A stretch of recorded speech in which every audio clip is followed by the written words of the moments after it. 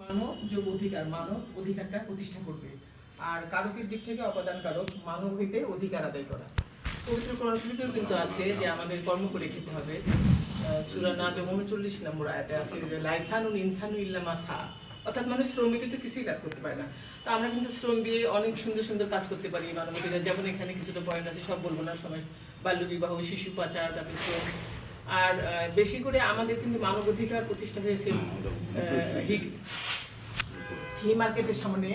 পহেলা মে যে আমাদের যে শ্রমিক দিবসটা পালন হয়, এটা কিন্তু মানবাধিকারের একটা বিরাট এক্সাম্পল বা উদাহরণ। যেমন ধরেন হি মার্কেটের সামনে 8 জন শ্রমিক কিন্তু মানবের অধিকারের জন্য 8 ঘন্টা পরিশ্রমের জন্য 8 জন শ্রমিক হি মার্কেটের সামনে শিকাগো শহরে প্রাণ দিয়েছিল।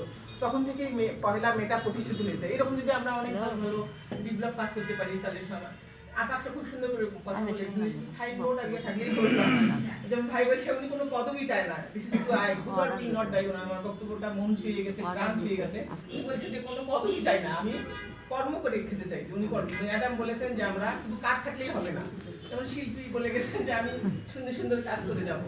তাই এরকম আমরা গুড ওয়ার্ক ভালো ভালো কাজ যদি করে যাই। আমি কিন্তু এখানেই কিন্তু একটা মানব অধিকারের কাজ করে নিয়েছি একজনের কাছে, তিনি হচ্ছে আজিজ চৌধুরী সাহেব। ওনার সঙ্গে দেখা হয়ে আমি একটা বিরাট ইন্সপিরেশন নিয়েছি, সেটা আপনাদের বলতে পারছি না। আমি একটা বিপদে পড়েছিলাম, ওনাকে বলেছি, উনি আমাকে দিয়েছে। তাই এরকম কিন্তু আমরা মানে আমাকে সলিউশনটা দিয়েছে, মানে কেন আমি যেটা সমস্যায় পড়েছিলাম অল্প সময়ের মধ্যে। তাহলে এরকম কিন্তু আমরা কিন্তু সবাই কর্মের মাধ্যমে অনেক ভালো কাজ করতে পারি, কিন্তু সাইনবোর্ডে থাকলেই হবে না। আমি কিন্তু হিউম্যান রাইটসের মহিলা বিষয়ক সম্পাদক, এইটা না, তা এখানে আসতে চেষ্টা করতেছি। তারপরে যে ইনি আমার দেশের লোক। আর আমি ইতিমধ্যে আমি একটা বড় সমস্যায় পড়েছিলাম।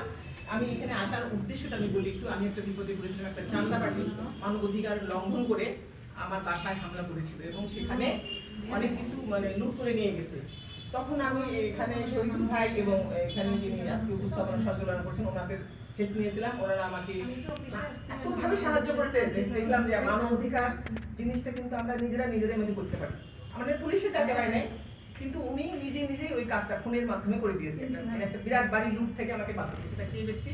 খোকন ভাই এবং এরশাদ সাহেব। আপনারা একটা করতালি দিতে পারেন কি? তো আমি চাই যে আমরা সব ভালো ভালো কর্ম করে যাবো, good or will not die, ভালো ভালো কর্ম করে যাবো। সাইকেল না শুধু ভাই বলতে পারলাম আমি একজন ড্রাইভার। আপনারা দোয়া করবেন। থ্যাংক ইউ ভাই।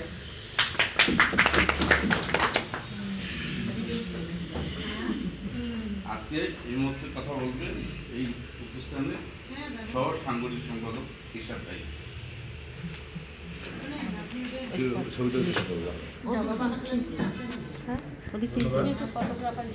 আমাকে আমাদের মানবাধিকার ডিজিটাল আন্দোলনের প্রতিষ্ঠাতা আমার সামনে উপস্থিত আছেন আমাদের সভাপতি এবং প্রধান অতিথি, বিশেষ অতিথি, সকল স্যারদের আমার পক্ষ থেকে আসসালামু আলাইকুম। আসলে কি বলবো, ডিজিটাল